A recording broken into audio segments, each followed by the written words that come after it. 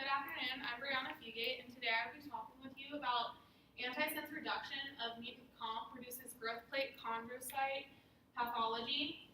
The authors are here. I picked this paper because it talks about the comp protein and gene as well as pseudoachondroplasia, which I read about in my genetics paper. So when I saw this paper, it really intrigued me and I wanted to further my understanding on this topic. So within this particular paper, I'm going to focus in on how does the loss of endogenous mouse comp affect chondrocyte pathology.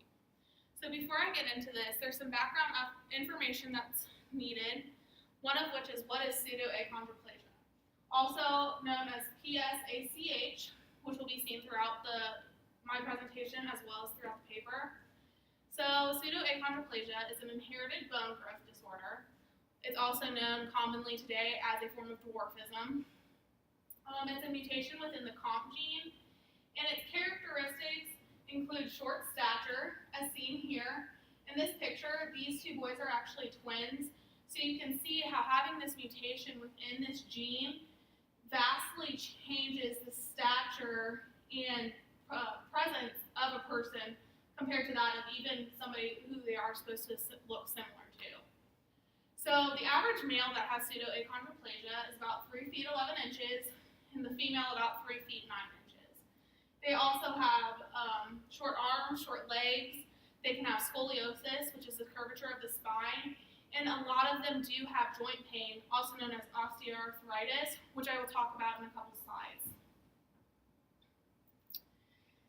Another big aspect to understand is cartilage oligomeric matrix protein. So this is essential in cartilage development. It's found in chondrocytes, and it's what secretes cartilage, and then it embeds within them.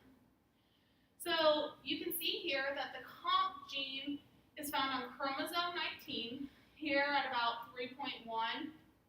And what it does is when there's a mutation here, there's a buildup of the protein that results in apoptosis, which prevents bone growth. Another big aspect is cartilage. So cartilage is a tough, flexible tissue that covers and protects the ends of your bones. You can see that here. And when you don't have this cartilage, which is the case for those with pseudoachondroplasia, you can see here that the bones rub together and can have deformity that can lead to limping, and it's also very big that it causes them a lot of joint pain throughout their whole body.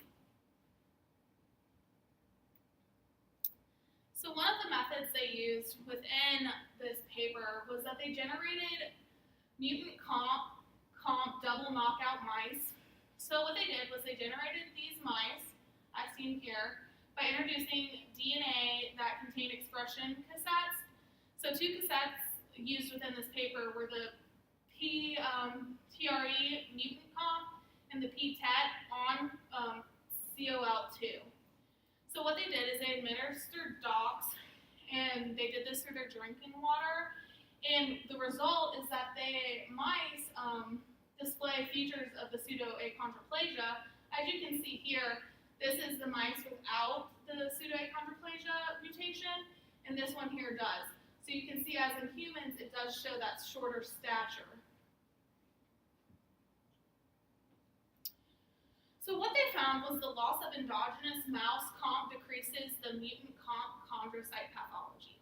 So it was shown that there's a buildup of the mutant comp in growth plate chondrocytes. So what this buildup will do is it will cause oxidative stress, death of chondrocytes, decreased bone growth, as well as inflammation, and as I talked about before, the osteoarthritis, which in this paper, it just shows like this can cause pain everywhere, in the knees, feet, hips, elbows, shoulders. And so what they did was what they saw was that the comp pentamers include both mutant and wild type subunits.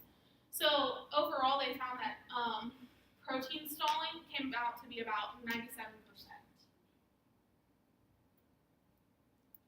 So the next big thing that they wanted to look at and what they kind of saw was that the wild type comp subunits may actually contribute to the cytotoxic retention in the presence of the mutant comp.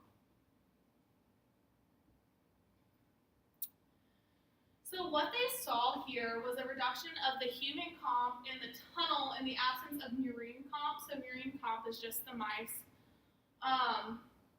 So what they did is they did immunostaining of P28 growth. So within these first two, there's no human comp present, so that's why you don't see any presence of red.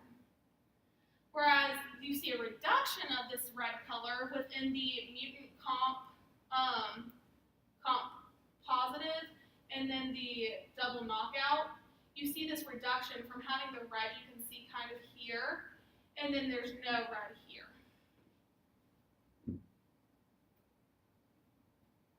So they also saw a decreased level of the terminal deoxynucleotidyl transferase mediate deoxy uridine triphosphate biotinate and labeling. So this is what they call tunnel. And these were the tunnel positive cells. So as you can see here, there is decreased levels. So you can kind of see here the brighter colors, and you can see more of a green, which is what the tunnel is. And then here in the double knockout mice, you lack that green color. So you see a reduction in this growth plate chondrocyte death from about 87% to 20%, which you can see in this graph here.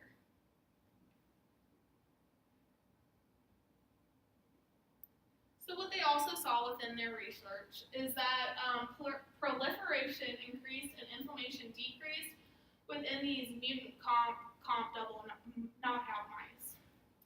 So to find this, they did immunostaining of the P28 growth plates as seen here. So what they saw was that there was a reduction of the IL-16 and the YMI in the mutant comp double knockout mice. So as you can see here, there's no staining, whereas when you look at the non-knockout mice here with the mutant comp, there is that dark staining present. And what this did was show the difference between having the knockout and lower levels of that comp compared to the presence of it. And then they also saw increased levels of the Ki67, which tracks proliferation. So as you can see here, there's no proliferation within this mutant comp with the positive, whereas in the knockout, so what you want to see is that there is an increased amount of proliferation occurring. So overall, what they found was that the wild-type comp plays a major role in the pathological processes. So what they saw was that decreasing comp expression could be a good therapy towards the effects of mitochondrial comp, and that having this lower or no expression of this protein can increase proliferation and decrease inflammation. So this is going back to like the osteoarthritis and everything, where it's hard to move, you're in a lot of pain. It's a very chronic issue to have, where in this case, if this could be used in therapy, you can see that they would get to live their lives in a more fun, natural way instead of being held up in bed because it hurts to move. So in the future, it's important to kind of research what other proteins play a role in the pseudoachondroplasia. So this would be what proteins could help, which proteins make it worse, which can be silenced, which need further expression, and how they affect the pseudoachondroplasia mutations. And then it'd also be really important and good to see the different mutations within the pseudoachondroplasia and other dwarfisms, because pseudoachondroplasia isn't the only type of dwarfism within the world, and see how this affects and what other proteins can affect these, as well as what other conditions these proteins could help. And these are my references. Thank you.